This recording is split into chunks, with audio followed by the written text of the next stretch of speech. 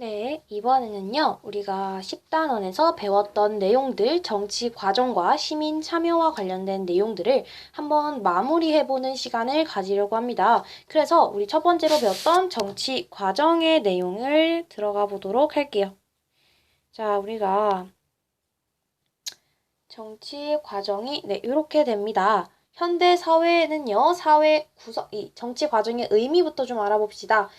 사회 구성원들의 다양한 요구와 그 지지를 바탕으로 정책을 결정하고 집행해가는 과정입니다. 근데 이 정치 과정이 일어나게 되는 배경을 좀 생각을 해보면요. 사람들의 가치관이 전보다 다양해지고 이해관계가 복잡해지며 민주주의 발전이 되면서 사람들의 권리의식이 높아졌기 때문입니다.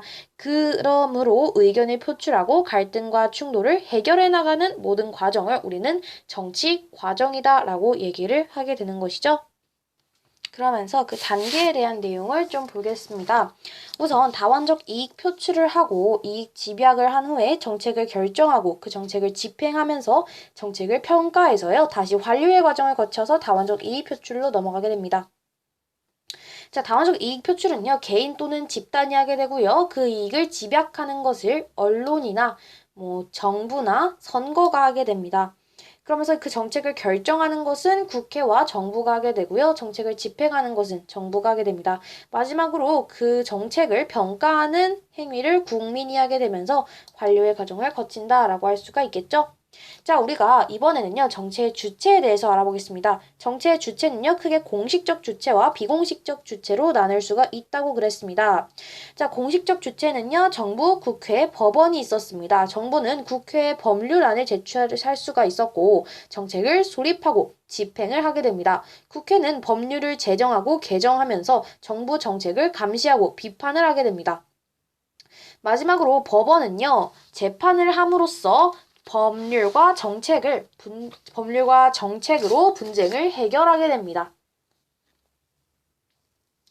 자, 그러면 여기 앞에를 한 번만 다시 볼게요. 우리가 사회의 다원화, 그러니까 민주주의의 발전으로 사람들의 권리의식이 신장되어서 그러한 배경으로 인해서 다양한 이익과 가치가 표출이 된 것이죠. 그러면서 다양한 가치와 이익을 실현하기 위해서 의견을 표출하는 과정에서 충돌과 갈등이 발생을 하게 됩니다. 여기서 다원화라는 것은 이해관계와 신념 등이 다양해지면서 다양한 개인과 집단들이 공존하는 사회로 변화하여 가는 그러한 그 현상들을 우리는 다원화라고 얘기를 합니다. 자, 어쨌든 이 정치 과정을 통한 갈등 조정은요, 정치 과정을 보겠습니다. 다양한 이해관계가 표출되고 모아져서 정책이 결정되고 집행되는 과정. 그러니까 이 정치 과정 표를 그냥 말로 풀어 쓴 거다라고 생각을 하시면 됩니다. 필요성은 다양한 이익과 가치들이 조정이 되어서 사회 통합이 이루어져서 이것이 이 정치 과정이라는 것이 필요하다. 자, 그래서 정치 과정에 참여하는 주체에 대해서 알아보았습니다. 공식적 정치 주체는 국회, 정부, 법원. 그러니까 정부, 국회, 법원이라고 해도 상관은 없어요. 정부, 법률에 기초한 구체적인 정책 수립 및 집행, 국회, 법률을 제정하고 개정하여 정부 정책을 감시하고 비판을 하게 된다. 법원은 재판을 해서 법률과 정책으로 분쟁을 해결하게 됩니다. 자, 그 다음에 비공식적 정치 주체는요, 정당, 선거에서 후보자 추천을 하고 당선을 위해 노력하고 국민의 의견을 정부와 국회에게 전달을 하게 됩니다. 그러면서 이것을 정책에 반영시키기 위해서 노력을 하게 되고요. 이익집단, 이해관계, 특수한 이해관계를 함께하는 사람들이 모여서 특수한 이익을 추구하는 그런 집단이 되겠습니다. 그러면서 좀 전문적이기 때문에 법률을 제정하는 데도 도움이 많이 되겠고요. 만약에 이 이익 집단이 너무나도 자신들의 이익만 추구를 하게 된다면 공익과 충돌을 할 수가 있으면서 사회 혼란이 올 수가 있습니다. 정당의 기능을 대신하기도 한답니다. 자, 다음 시민단체를 보겠습니다. 시민단체는요, 공공의 이익을 위하여 시민들이 스스로 자발적으로 공익 실현을 위해서 모이게 된 겁니다. 따라서 국가기관의 정책을 비판하고 감시를 하게 됩니다. 전체 영역에서 공익 실현을 하게 되면서 대안을 제시하는 역할도 하게 되죠. 언론은 정보를 제공하고 여론을 형성하면서 그 여론을 수렴해서 국회나 정부에 전달을 하거나 정책에 대한 정보 전달 및 비판과 해설을 제공하게 됩니다. 여기서 중요한 것은 정당은 정치적 책임을 지고 나머지 비공식적 주체들은 책임을 지지 않는다라는 것도 생각을 해두시면 좋습니다. 자, 이제 선거의 의미와 제도에 대해서 알아보도록 하겠습니다.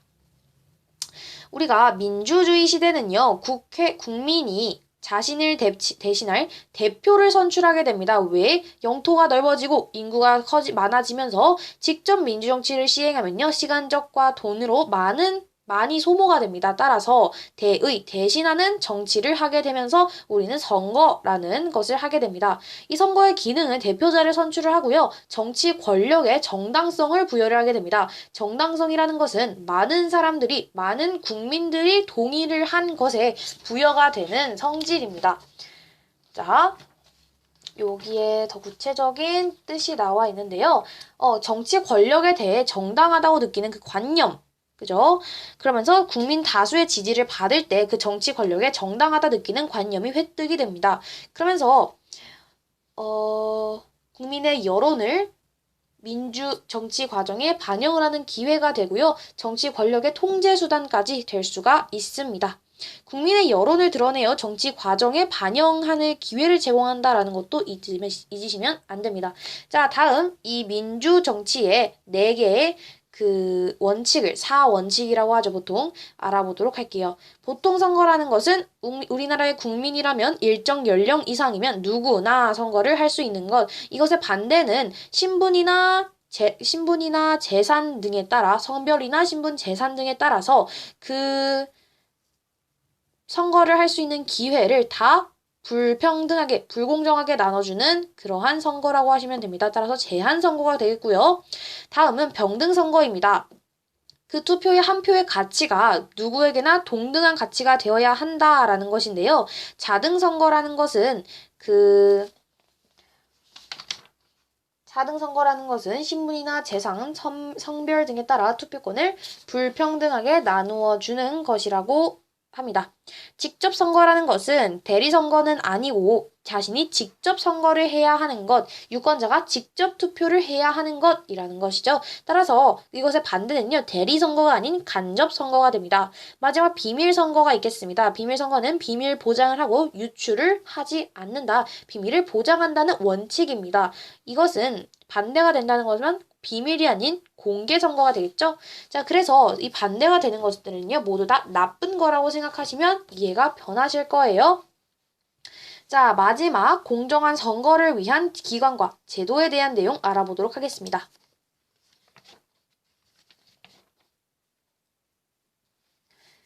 자, 선거구 법정주의, 선거공영제, 선거관리위원회가 있었습니다. 자, 선거구 법정주의라는 것은 선거구를 법률로서 정한다. 어디서?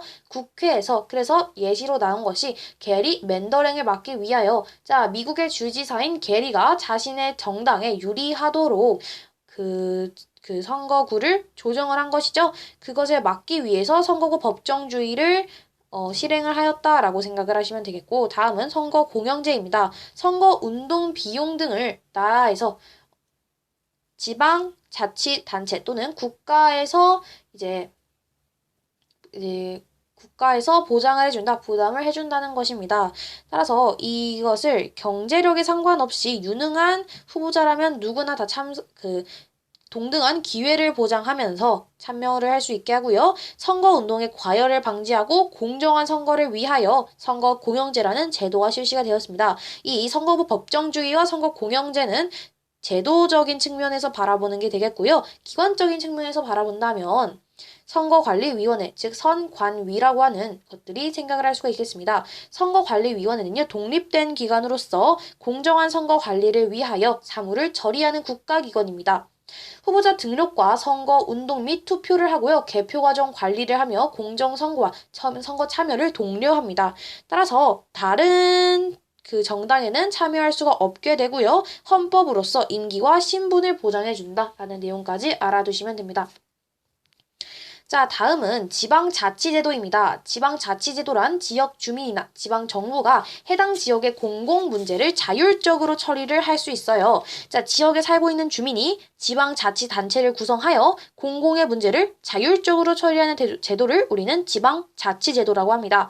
이 지방자치제도는 주민들이 스스로 자신들의 문제를 해결하는 것이기 때문에 민주주의의 실현이다라고 할 수가 있겠죠. 그리고 중앙정부가 아닌 이 지역, 그러니까 지방정부가 너무 중앙정부에만 의지를 하게 된다면 그 각각의 지역들의 문제를 해결하는 게 한계가 있겠죠. 따라서 중앙정부와 지방정부가 서로 권력을 나누어 가지는 권력 분립이 실행이 되어야 합니다.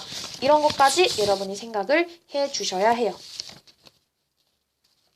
자, 그러면서 우리는 권력 분립까지 알아보았고, 우리는 이 지방자치제도를 풀뿌리 민주주의 또는 민주주의 학교라고 얘기를 했다고 하였어요.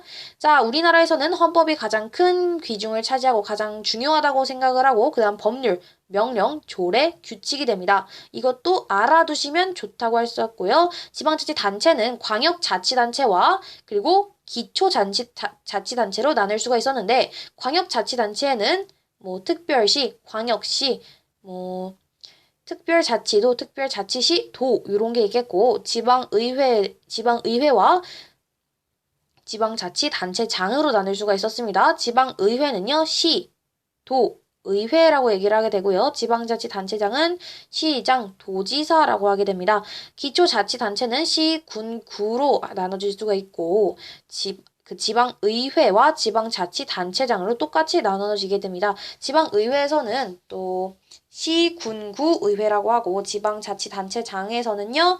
그렇죠. 시장, 군수, 구청장이라고 얘기를 하게 됩니다.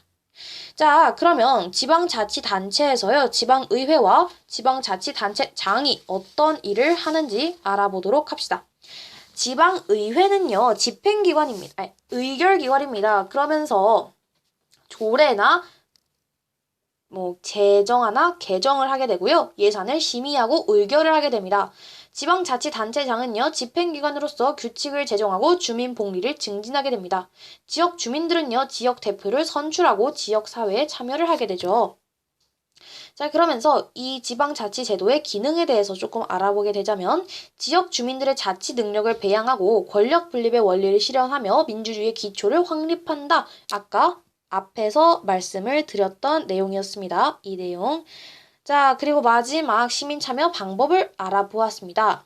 시민참여는 지방선거 참여를 해서 가장 기본적인 선거에 참여를 할 수 있었고 서면을 통한 국민 정원을 할 수가 있었습니다. 그러면서 공청회에 참석하거나 언론, 매체를 통하여 우리는 지방자치에 참여할 수 있었고 주민투표제라는 것, 주민투표제, 또 주민소환제, 주민참여 예산제가 있었는데 각각이 무엇이냐? 주민투표제라는 것은 지역사회의 주요한 문제를 주민이 직접 투표로 결정하는 것이고 주민소환제라는 것은 이 선출된 지역의 공직자가 직무를 잘 수행하지 못하면 주민 투표로 해임할 수 있는 주민 소환제가 있고 지방자치단체의 예산 편성 과정에 주민이 참여를 할 수 있는 주민 참여 예산제 등이 있다.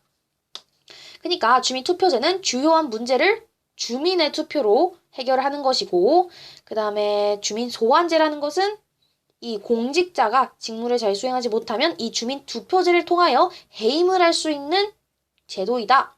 마지막으로 예산을 결정할 때 지방자치단체의 예산 편성 과정에서 주민의 참여가 가능하다는 주민참여 예산제까지 있다는 것을 알아두시면 되겠습니다. 자, 요렇게 이번에 10단원 정리를 해보았는데요. 내용이 상당히 있었습니다. 그죠? 이렇게 게리맨더링이라는 내용들과 여기부터 우리가 11페이지부터 시작을 해서 18페이지 요거 빼면 18페이지니까 이렇게 왔습니다. 다음은 일상생활과 법이라는 단원으로 들어가게 될 것이고요. 이 부분은요. 조금 암기해야 할 부분이 있기 때문에 이 10단원을 제대로 이해를 한 다음에 11단원으로 넘어오시면 되겠습니다. 질문 있으시면 언제든지 댓글창으로 물어봐 주시고요. 또 플러스로 알아야 할 것들이 있다면 언제든지 댓글에 달아주시기 바랍니다. 네, 지금까지 봐주셔서 감사합니다.